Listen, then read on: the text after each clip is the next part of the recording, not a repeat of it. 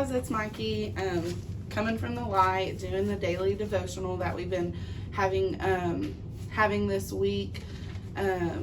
Few of us have been asked to just bring a message, just to bring, some hope and light into this COVID-19 outbreak. I hope you guys are all staying well and staying home and staying safe. So if you are listening, watching this today, I truly believe that it's because God wants you here, and He would like for you to hear this message. I've been praying about, ever since Brittany messaged me and asked me to do a devotional, I've been praying about what God would want me to say to y'all. And it's funny because as if you follow me on Facebook, you know that I just recently finished the Torah, which is the first 5 books of the Bible, and Moses's life, basically. I mean, obviously Adam and Eve are in there too, but like building up to Moses, and then spoiler alert, Moses dies at the end of Deuteronomy, which is the last book of the Torah. So anyways, I had been reading in that, and as I kept praying about what God wanted me to speak to y'all about, Deuteronomy 28 came to mind, so we'll get to that in a minute. But first I wanted to point out how reading the Bible is like the map of our life. So like, well, now it's like Google Maps because we don't usually use paper maps anymore, but it really is. So like, if I want to get from point A to point B and I need to figure out how to get there, then I'm going to go to this map, right? And so that's kind of what the Bible is. So in order for us to learn what we should be doing in our lives, it's really important for us to be in the Word. It's basically the lifeline between us and God. So in order to be educated on how we must live, we have to read in the Bible. Just like in order for us to do any sort of profession, we have to be trained on how to do that, whether it's something that you went to school for and you learned in that manner, or it's something that you were just trained, on the job training. Your girl Mikey used to work at Subway back in the day before I went, or like right before nursing school, and your girl got fired from Subway. So I had only worked there for like a month or 2. And if you've ever worked at Subway, you know that you do not work on a Tuesday night if you're new. Like Tuesday nights are like for the manager and like people that have been there for a while, because there's like special things that happen to that night. There's like inventory and stuff like that has to be done. Well, I guess somebody had like called in sick or something like that, and I got asked to come and cover. And so as I was there, the manager and the other girl, Pamela, that was working, they were just going about their business like normal, because they always work Tuesday nights. Well, I'd never worked Tuesday nights, and I was going about my business like normal because I didn't know there was like anything special that needed to be done. Well, apparently chips come in that day, and one of my little check-off list things to do was to fill the chip thing, right? So I go to fill it, and nobody's counted the chips yet. I didn't know that. I didn't even know that was a thing you did on a Tuesday. Like, I had no idea. So I start filling it up, thinking I'm being this wonderful worker, staying ahead of my task, and my manager comes over and starts yelling at me. And she's like, "No, why would you do that? Blah, blah, blah." And I panicked, and so then we're both yelling back and forth at each other, and she was like, "You just need to go home." And I was like, "I'm making my sandwich first." And anyways, so I made my I was in the middle of making my sandwich, and she was still mad, so she told me to leave. I didn't even get my sandwich, long story short. But when we're not taught the proper way to do things kind of tend to go awry, and anger starts to set in and stuff like that. So it's really important that we are taught the proper way to do things, and the way that we do that with life is we read the Bible. That is not the lesson today. I got like way off, but Um, anyways, so Deuteronomy 28. So what I wanted to share with y'all today, I tried to make 3 points because Tab, whenever he preaches, always says that Josh tells him to make 3 points. So I tried to do that, and we'll see how it works for y'all. So let me just give you a little backstory of Deuteronomy before I get to Deuteronomy 28, which I'm not even on yet. So, okay, so Deuteronomy is basically a book. It's basically a speech from Moses. So Moses, so Numbers is all about the Israelites' journey out of Egypt into the Promised Land, and Numbers is the book before Deuteronomy. So if you know anything about the story of Moses and like the parting of the Red Sea, all of that happened in Numbers, okay? And so at the end of Numbers, they have made their way all through the land, the wilderness, and then they come over to the Jordan. And right before Deuteronomy starts, right at the end of Numbers, they make it to the Jordan, which is the land right before the Promised Land. They're about to cross over the Jordan River into the Promised Land. Okay, so the Israelites, that story of them wandering in the wilderness for 40 years, if you're familiar with it at all, you would know that that trip out of Egypt into the Promised Land should have taken them about 2 weeks tops, and it took them 40 years.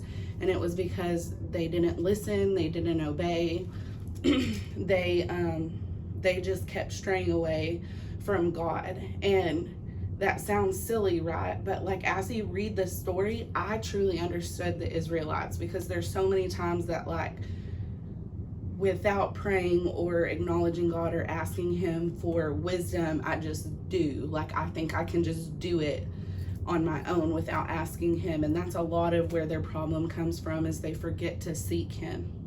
So anyways, they get lost in the wilderness, end up Jordan River, about to cross over. So then Deuteronomy starts, and Deuteronomy is basically a speech from Moses. It's a recount of Numbers, and he's basically recounting everything that just happened, and he is trying to make the Israelites understand it more. Like, he's putting things down in more in depth. So the first part of Deuteronomy, he's going over the 10 Commandments. That's something that we all know and that we all try to follow, right? The 10 Commandments. Well, and then the second part, there's about 3 sections. You could section it off into 3 sections. The first part is 10 Commandments. Second part is like just like second laws. Like, and matter of fact, I listen to Bible Project a lot, and they say that Deuteronomy actually means second law, and that's what he's doing, is, you know, listing off other laws that aren't necessarily in the 10 Commandments. So like justice laws and how to praise God laws and stuff like that.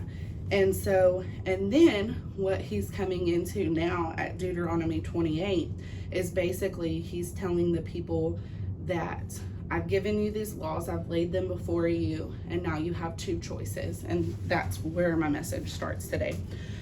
So Deuteronomy 28 says, and if you faithfully obey the voice of the Lord your God, being careful to do all his commandments that I command you today, the Lord your God will set you high above all the nations of the earth, and these blessings shall come upon you and overtake you. If you obey the voice of the Lord your God, blessed shall you be in the city, and blessed shall you be in the field. Blessed shall be the fruit of your womb, the fruit of your ground, and the fruit of your cattle, the increase of your herds and the young of your flock. Blessed shall be your basket and your kneading bowl. Blessed shall you be when you come in, and blessed shall you be when you come out. The Lord will cause your enemies who rise against you to be defeated before you. They shall come out against you 1 way and flee before you 7 ways. The Lord will command the blessing on you in your barns and all that you undertake. So everything that you are over, and he will bless you in the land that the Lord your God is giving you. The Lord will establish you as people holy to himself, as he has sworn to you. If you keep the commandments of the Lord your God and walk in his ways, and all the people of the earth shall shall see that you are called by the name of your Lord, and you shall be and they shall be afraid of you. And the Lord will make you abound in prosperity, in the fruit of your womb, in the fruit of your livestock, and the fruit of your ground, within the land that the Lord swore to your fathers to give you. The Lord will open you to his good treasury, the heavens, to give the rain to your land, and in its season, and to bless all the work of your hands. And you shall lend to many nations, but you shall not borrow, because you don't have to. And the Lord will make you the head and not the tail, and you shall only go up and not down. If you obey the commandment of the Lord your God, which I command you today, being careful to do them, and if you do not turn aside from any of the words that I command you today, to the right hand or to the left, to go after other gods to serve them. Okay, so that's really cool, right? So he's saying, if you do all of these things, that I'm going to bless you, because our God is a God of blessing, and he wants to bless us, right? So this is where it kind of gets scary, okay? So Deuteronomy 28, we're still in 28, but it's starting at verse 15. This is the curses for disobedience, okay? So, but if you will not obey the voice of the Lord your God, or be careful to do all his commandments and his statutes that I command you today, then all these curses shall come upon you and overtake you. Cursed shall you be in the city, and cursed shall you be in the field. So the things that you were blessed with before, now they're cursed. Cursed shall be your basket and your kneading bowl. Cursed shall be the fruit of your womb, the fruit of your ground, the increase of your herds, and the young of your flock. Cursed shall you be when you come in, and cursed shall you be when you go out. The Lord will send on you curses, confusion, and frustration, and all that you undertake to do, until you are destroyed and perish quickly on account of the evil of your deeds, because you have forsaken me. The Lord will make the pestilence stick to you until he has consumed you off the land that you are entering to take possession of it. The Lord will strike you with wasting disease, hello COVID-19, with fever, inflammation, and fiery heat, and with drought, and with blight, and with mildew. They shall pursue you until you perish. And the heavens over your head shall be bronze, and the earth under you shall be iron. The Lord will make the rain of your land powder. From heaven dust shall come down on you until you are destroyed. The Lord will cause you to be defeated before your enemies. You shall go out one way against them, and flee 7 ways before them. And you shall be a horror to all the kingdoms of the earth, and your dead bodies shall be food for all the birds of the air and the beasts of the earth, and there shall be no one to frighten them away. The Lord will strike you with boils of Egypt, and with tumors and scabs and itch of which you cannot be healed. The Lord will strike you with madness and blindness and confusion of mind, and you shall grope at noonday as the blind grope in darkness. You shall not prosper in your ways, and you shall only be oppressed and robbed continually, and there shall be no one to help you. So definitely cursed, right? And so we're basically kind of going through some of that right now with COVID-19, right? We are cursed with this disease, and we're trying to figure out what to do, how to go on with our lives with it, right? So Moses gives the backstory. I gave the backstory. Moses tells them 10 commandments, gives them the other laws, and then he says we have blessings for obedience and curses for disobedience, right? Well, other things that Moses, or the 2 main words that Moses says all throughout Deuteronomy, are listen and love. And another thing that I had read or heard from the Bible Project is, in Hebrew, listen means more than let sound waves come into your ears. So you're not just hearing, right? You're listening.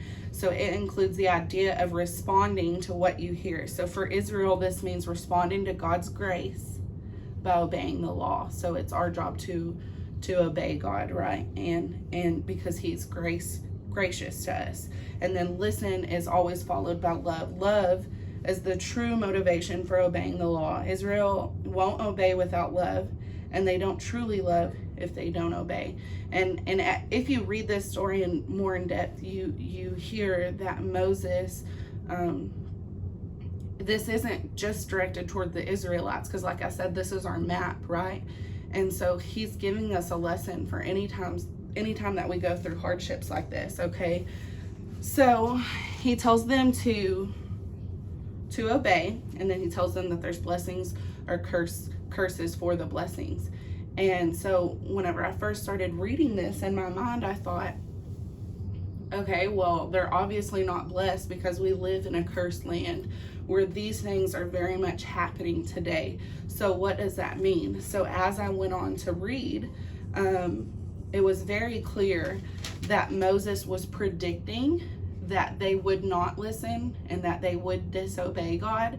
And so then he tells them what to do when they do disobey. And so that's what our message is today, is what we do after we disobey. Okay, so in Deuteronomy 29, I'm not going to get to the point of what we do yet. So just to recount what I just read, it says in the next generation, so that's us, we're the next generation. I mean, we're not the very next generation, we are generations down the line from Moses. Okay, it says your children will rise up after you, and the foreigner who comes from a far land will say when they see the afflictions of that land and the sickness with which the Lord has made it sick, the whole land burned out with brimstone and salt, nothing sown, nothing grown, where no plant can sprout, an overthrow like that of Sodom and Gomorrah, which the Lord overthrew in his anger and wrath. All the nations will say, why has the Lord done this to this land? Why are we getting COVID-19? Why do we have this pandemic, this global pandemic? What caused the heat of this great anger? Then people will say, it is because they abandoned the covenant of the Lord, the God of their fathers, which he made with them when he brought them out of the land of Egypt, and went and served other gods and worshipped them, gods whom they had not known and whom he had not allotted to them. Therefore the anger of the Lord was kindled against this land. Used to, when I would read kindled, I had to look that up, because to me kindled sounds like it's putting it out, but kindle means it's lit. He's mad. God is lit. Anger, right? Bringing upon all the curses written in this book. And the Lord uprooted them from their land in anger and fury and great wrath, and cast them into another land as they are this day.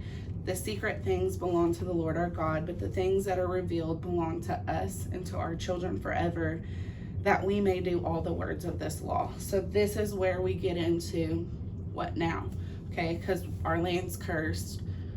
We're having a global pandemic. What do we do now? And he tells us, and when all these things come upon you, this is Deuteronomy 30, the blessing and the curse which I have set before you, and call them to mind among all the nations where the Lord your God has driven, and return to the Lord your God, you and your children, and obey his voice and all that I command you today, with all your heart and with all your soul. Then your Lord your God will restore your fortunes and have mercy on you, and he will gather you again from all the peoples where the Lord your God has scattered you. If your outcasts are in the uttermost part of heaven, from there the Lord your God will gather you, and from there he will take you. And he will make you more prosperous and numerous than your fathers. And the Lord your God will circumcise your heart and the heart of your offspring, so that you will love the Lord your God with all your heart and with all your soul, that you may live. And the Lord your God will put all these curses on your foes and enemies who persecuted you. And you shall again obey the voice of the Lord, and keep all his commandments that I command you today. The Lord your God will make you abundantly prosperous in all the work of your hand, in the fruit of your womb, and in the fruit of your cattle, and in the fruit of your ground. For the Lord will again take delight in prospering you, as you took delight in your fathers, when you obey the voice of the Lord your God, to keep his commandments and his statutes that are written in the book of the law, when you turn to the Lord your God with all your heart and with all your soul. So continuing in verse 11, for this commandment that I command you today is not too hard for you, neither is it far off. It is not in heaven, that you should say, who's going to bring it down from heaven for us that we may hear and do it. Neither is it beyond the sea, that you should say, who will go over the sea into Israel for us and bring it to us, that we may hear and do it. But the word is very near you. It's right here in the Bible. And it is in your mouth and it is in your heart, so that you can do it. See, I've set before you today life and good, death and evil. And if you obey the commandments of the Lord your God that I command you today, by loving the Lord your God, by walking in his ways, and by keeping his commandments and his statutes and his rules, then you shall live and multiply, and the Lord your God will bless you in the land that you are entering to take possession of it. But if your heart turns away, and you will not hear, but are drawn away to worship other gods and serve them, I declare to you today that you shall surely perish. So that's a strong message, huh? It's simple though, right? Like, we get so caught up in that God's grace covers us, and it does, and it will again and again and again. But we forget to obey him sometimes. So like, I know with my kids, if they aren't acting right or whatever it may be, Brayton probably about every 6 months or so gets in trouble. He gets grounded or he gets a spanking of some sort, because he's not listening, right? And so that's what God is saying to us today, is we're not listening. We're not obeying him. We have fallen, short of doing that. And so we must cling to him. It's very important that we do that, and that we ask for forgiveness, and that we come into his grace. I don't want to leave this message without saying that even though our God is a God of anger, and that he put us in a land that is cursed, he's also a God of love. He put us in a land that is cursed because that's what we chose. We weren't following him, and he was saying by not following him, we will be in this cursed land. So if we can just learn and choose to love him and to obey him, we're going to be blessed, right? Deuteronomy 28, we're blessed in the city and we're blessed in the field. We're blessed coming in and we're blessed going out. We're always blessed as long as we continue to follow him and work in his ways. One thing I wanted to share with y'all, I'm reading in a book called Uninvited, and it's a really good book if you ever feel out of place or like you're not welcome. And she basically tells you how to live through that by living loved.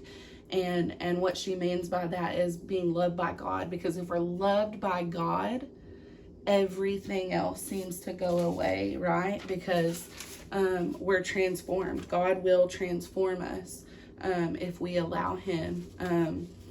So one of the things that she says is, God's love isn't based on me. God doesn't love you any less because what you did yesterday, what you're going to do tomorrow, what you're thinking in your mind right now, it doesn't matter to him. He loves you unconditionally no matter what. Just like if you're a parent, you love your children no matter what. Okay, so God's love isn't based on me. It's simply placed on me. Okay? And it's a place from where I want to live, is loved.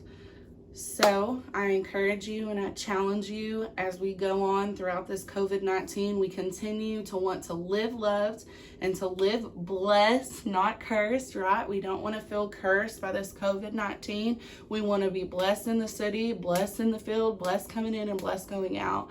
I encourage you all to live blessed, live loved, and to seek God's grace and to obey him. Because he loves you and he wants you to do that. And it's a place where you will be happy, I promise. So thank you all for tuning in today. I hope it wasn't too long, and I hope you stayed interested because it's a really good message. We're going to be doing these daily, I think. I don't know if that means like weekdays. I don't know. But tune into the next one tomorrow. Okay? Thank you. Bye.